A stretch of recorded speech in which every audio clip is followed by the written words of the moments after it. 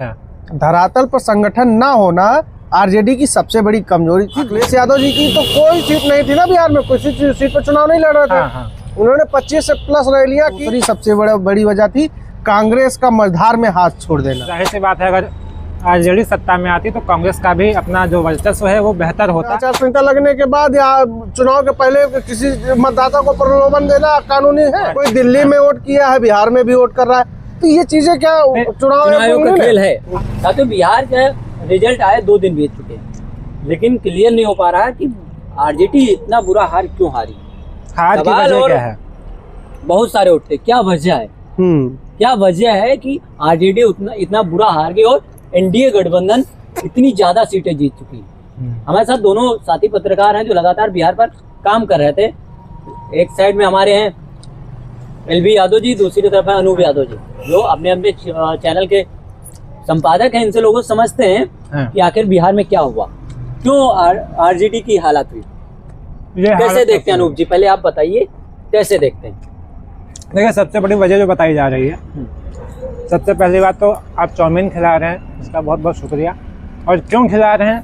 आज चाउमीन पे चर्चा है। हाँ, चाउमीन पे चर्चा है। ये चाउमीन क्यों खिला रहे हैं वो हमारे एलबी भाई बताएंगे बड़े ही प्यारे, मतलब प्यारे अंदाज से। देखिए, हम लोग ये चाउमीन आने का राज ये है कि हम लोग चर्चा किए थे कि जिस तरीके से सम्राट चौधरी की छवि धीरे धीरे बिहार के चुनाव में गिरी है, चाहे वो जहरीले बोलना हो या फिर जिस तरीके से वो कहे जाते हैं कि लालू यादव के प्रोडक्ट हैं, और उन्होंने जिस तरीके से कह लीजिए कि एक तरीके से नमक हरामी की, उस पर ये बात थी कि वो नहीं जीतेंगे।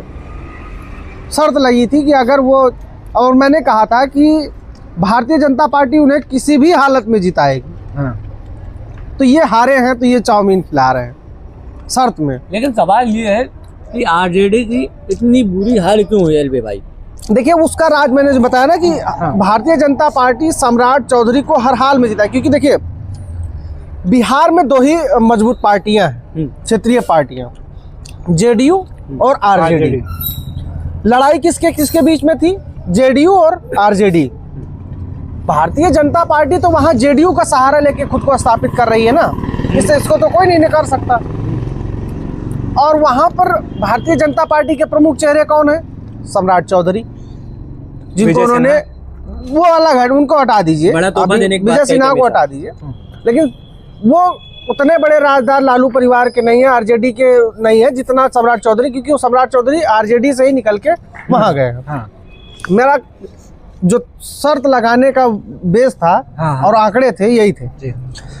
तो जितना बड़ा कहने का मतलब समाज, भारतीय जनता पार्टी की शुरू की नीति रही है कि जो अन्य दलों से टूटकर उनकी जो तमाम रणनीतियां हैं उनको जानते हैं, वो जब आते हैं तो उनको आगे की लाइन में रखा जाता है। तो सम्राट चौधरी आगे की लाइन की नेता है बिहार में। सम्राट चौधरी आगे की लाइन के नेता है, वो अलग बात है, लेकिन लगातार चुनाव आयोग के ऊपर आरोप लग रहे हैं कि चुनाव आयोग ने एनडीए गठबंधन को चुनाव जिताया है। देखिए, मैं वहाँ पे आपको पूरा समीकरण बता दूं। बताइए। वहाँ पे प्रमुख 3 फैक्टर हैं। बताइए। बिहार चुनाव के इस तरीके के परिणाम आने, पहला चुनाव आयोग, SIR पहला माध्यम, दूसरा महिलाओं के खाते में ऐन चुनाव के वक्त 10-10 हजार रुपए जाना। देखो, मैं बता दूं कि भारतीय जनता पार्टी ने यहाँ भी खेल किया है। कितनी विधानसभा सीटें हैं बिहार में?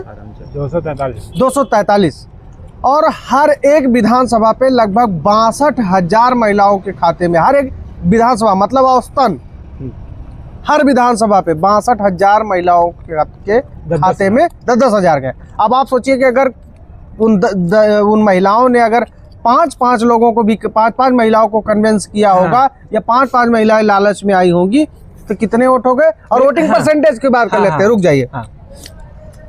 71.78% वोटिंग हुई है आपकी बार महिलाओं की, कभी नहीं रही है बिहार में। आप आगे उठा के देखिए। वो बात ठीक है, सुनिए, वो बात ठीक है कि इतनी वोटें महिलाओं ने दी है, तो फिर आपका जो विपक्ष चुनाव आयोग के ऊपर ठिकारा फोड़ रहा है, तो विपक्ष गलत ठिकारा फोड़ रहा है। लेकिन एक बात और उठती है, वो तो आप जवाब उनसे लेंगे ही, लेकिन 10,000 के सामने जो पलायन वाला इतना बड़ा मुद्दा था, इतना पुराना मुद्दा था, 10,000 रुपए में वो फेल हो गया क्या? मैं बता दूं, यहाँ पे भी आरजेडी की एक कमजोरी थी। कौन सी? धरातल पे इनके संगठन नहीं है। अच्छा, धरातल पर संगठन ना होना आरजेडी की सबसे बड़ी कमजोरी थी। दूसरी सबसे बड़ी वजह थी कांग्रेस का मझधार में हाथ छोड़ देना। तो आपने देखा होगा कहीं संयुक्त रैली कांग्रेस ने नहीं की। कांग्रेस के 5-6 राज्यों में सरकारें हैं, वहां पे मुख्यमंत्री हैं। कितने मुख्यमंत्री बिहार में चुनाव प्रचार में उतरे? कितने हेलीकॉप्टर और संसाधन कांग्रेस द्वारा मुहैया कराए गए बिहार चुनाव में? देखिए कांग्रेस की सुनिए, कितने बड़े नेताओं ने कांग्रेस की रैलियां की बिहार में, आप बताइए हमको। नहीं। राहुल गांधी ने 3 सभाएं की है ना, वो पोस्टमैन का एक वो जो काफी आखिर में अखिलेश यादव जी की तो कोई सीट नहीं थी ना बिहार में, कोई सीट पर चुनाव नहीं लड़ रहे थे। उन्होंने 25 से प्लस रैलियां की, प्लस अपने जितने बड़े नेता उत्तर प्रदेश के थे, बड़े चेहरे, वो स्टार प्रचारकों की लिस्ट बनाकर बिहार में उतारा ना। तो ये जो फैक्टर थे, ये भी कहीं ना कहीं बड़े फैक्टर माने जाते हैं। वो बात हम आपकी मानते हैं, ये फैक्टर थे। तो विपक्ष लगातार चुनाव आयोग के ऊपर जो आरोप लगा रहा है, क्या वो आयोग निराधार है? वो आरोप गलत है? अरे कैसे निराधार हो गए? आप बताइए, आचार संहिता लगने के बाद या चुनाव के पहले किसी मतदाता को प्रलोभन देना कानूनी है? एक जगह 2 बार वोट करना, एक ही आदमी 2 बार वोट कर रहा है। सांसद जैसे पदों पर सुशोभित, एक हाथ में इसमें निशान लगा, उसमें भी निशान लगा। अनूप जी, आपसे हमारा सवाल है, बताइए, क्या कांग्रेस नहीं चाहती थी कि आरजेडी सत्ता में आए या बिहार की सबसे बड़ी पार्टी बने? कांग्रेस तो नहीं चाहेगी। कांग्रेस, जाहिर सी बात है, अगर आरजेडी सत्ता में आती तो कांग्रेस का भी अपना जो वर्चस्व है वो बेहतर होता।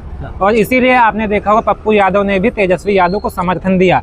वरना तेजस्वी यादव को पप्पू यादव ने, आपने देखा होगा लोकसभा चुनाव में किस तरीके से समर्थन दिया। ठीक, मैं आपकी बात काटता हूँ। तो फिर क्या वजह थी कि एक भी संयुक्त रैलियां नहीं होती, कोई भी बड़ा नेता बिहार प्रचार में नहीं जाता? क्योंकि कांग्रेस की आज भी कई राज्यों में सरकार है। 1 दशक तक उन्होंने केंद्र पर राज किया पूरे भारत के ऊपर। तमाम उनके पास व्यवस्थाएं, जब भाजपा 45 हेलीकॉप्टर घुमा सकती थी, तो क्या कांग्रेस इतना सुविधा नहीं थी उसके पास कि वो हेलीकॉप्टर या तमाम चीजें मैं आपका सवाल समझ गया। तेजस्वी के साथ खड़ी होती? क्योंकि कांग्रेस के साथ, तेजस्वी के साथ कांग्रेस कहीं नजर नहीं आई। मैं यहाँ पे इसको आपको मैं समझाता हूँ। देखिए क्या है, जब वोटर अधिकार यात्रा चल रही थी तो कांग्रेस ने उसमें अपने आप को फ्रंट पे रखा और कहीं ना कहीं आरजेडी को वहां पर उसने पीछे ढकेल लिया। भले यहाँ उत्तर प्रदेश से अखिलेश यादव भी गए थे, उसमें शरीक हुए थे, और भी विपक्ष के नेता वहां पर शामिल हुए थे, लेकिन आपने देखा कि वहां पर सिर्फ कांग्रेस ने अपने आप को फ्रंट में रखने की कोशिश की। दूसरी सबसे बड़ी बात, सीट शेयरिंग को लेकर जब वहां जद्दोजहद चल रही थी तब भारतीय जनता पार्टी अपनी सीट शेयरिंग कंप्लीट करके वहां पर रैलियां करना शुरू कर चुकी थी। दूसरी बात, सीट शेयरिंग को लेकर जो नाराजगी हुई, आपने देखा कांग्रेस कितनी सीटों पे लड़ी थी? 63 सीटों पे, और 10 पे फ्रेंडली फाइट करती है। फ्रेंडली फाइट, तो मान लीजिए 2 उसमें वीआईपी की भी थी, तो मान लीजिए तब भी मान लीजिए मोटी मोटा 63 सीट हम मान लेते हैं। 63 सीटों में इनका कितनी सीटें जीते हैं? 6 सीटें। क्या स्ट्राइक रेट आया? 10 8% के आसपास आएगा। आप सोच लीजिए, तो कैसे आरजेडी इनको ज्यादा सीट दे देती? साफ तौर पे ये आरोप अगर लग रहा है कांग्रेस के ऊपर, तो ये बिल्कुल सही है कि जिस तरीके से कांग्रेस अपने घटक दलों से और क्षेत्रीय पार्टियों से सीटों के लिए लड़ाई करके उनको कमजोर ही कर रही है। भले वो राहुल गांधी की मंशा में ना शामिल हो, लेकिन इससे कहीं ना कहीं प्रभाव बिहार में भी देखने को मिला है। देखिए, हम वीडियो खत्म करते हैं क्योंकि हम लोग की चाउमीन भी खत्म हो गई और चर्चा चाउमीन पर थी कि आरजेडी इतना कमजोर कैसे हुई। क्या चुनाव आयोग का खेल था या कांग्रेस नहीं चाहती थी आरजेडी सत्ता में आए? तो सवाल दोनों जवाब दोनों साथियों ने दिया, लेकिन मेरा जो मानना है, चुनाव आयोग ने धांधली की, लेकिन उससे बड़ी वजह थी आरजेडी का सत्ता में न आना, इतना पीछे जाना कांग्रेस साथ में। वो इसलिए क्योंकि जब चुनाव घोषित होते हैं तो भाजपा और जेडीयू प्रचार में लगते हैं और आरजेडी अकेले और कांग्रेस में मतभेद होते हैं सीट शेयरिंग को लेकर। यहाँ पर बात खत्म नहीं होती है, 100 सीटें मांगी जाती हैं, 63 पर बात बनती है, लेकिन राहुल गांधी तेजस्वी यादव का साथ देने से मना कर देते, सीधे तौर पर मना कर देते हैं कि हम अपने साधन संसाधन आपके साथ नहीं देंगे, और आप जब लीड कर रहे हैं, लीडर बन रहे हैं, मुख्यमंत्री चेहरा हैं, तो सारी जिम्मेदारी आपकी है। ये आप सबने देखा और ये एक बड़ी वजह भी हो सकती है, क्योंकि आज भी देश में दूसरी सबसे बड़ी पार्टी कांग्रेस है और आज भी कई राज्यों में कांग्रेस की सरकार है और लगभग 50 साल भारत की गवर्नमेंट में कांग्रेस रही है। कांग्रेस के पास सारी चीज़ें हैं, चाहे हेलीकॉप्टर हो या धन बल, सब कुछ है, सारी चीज़ें हैं, लेकिन कांग्रेस ने नहीं इस्तेमाल किया, क्योंकि अगर वो इस्तेमाल करती तो उससे आरजेडी मजबूत होती और कांग्रेस का नुकसान होता, कांग्रेस का वर्चस्व ना बचता। कांग्रेस जानती है जब तक क्षेत्रीय पार्टियां मजबूत रहेंगी तो कांग्रेस अपना वर्चस्व नहीं बचा पाएगी। एक बड़ी वजह ये समझदारों से समझिएगा तो समझ में आएगा। दूसरी चीज़, कांग्रेस ने ये चीज़ें यूज क्यों नहीं की? राहुल गांधी, प्रियंका गांधी या मल्लिकार्जुन खड़गे, सोनिया गांधी या जो और मुख्यमंत्री हैं वो बिहार में प्रचार करने क्यों नहीं आए? क्यों कांग्रेस ने नहीं बुलाया? बड़ी वजह यह भी है। और क्यों आरजेडी जिन सीटों पर चुनाव लड़ रही थी या वीआईपी जिन सीटों पर चुनाव लड़ रहे थे वहाँ पर कांग्रेस का कोई बड़ा नेता प्रचार क्यों नहीं करता? राहुल गांधी 3-4 सभा करते, 2-3 सभा प्रियंका गांधी कर देती हैं और कुछ सभाएं इमरान प्रताप करती, वो भी वो सीटें जहाँ पर कांग्रेस चुनाव लड़ रही थी। बिल्कुल, बाकी सीटों पर कोई सभा नहीं होती, संयुक्त कोई रैली, कोई सभा नहीं होती। लेकिन अखिलेश यादव, मैंने पहले भी कहा था, अखिलेश यादव सारथी बनकर, सारथी की भूमिका निभाकर अर्जुन और युधिष्ठिर का साथ दे रहे थे, लेकिन अखिलेश यादव का सारथी बनना जहाँ तक ये माना जाए काम नहीं आया है।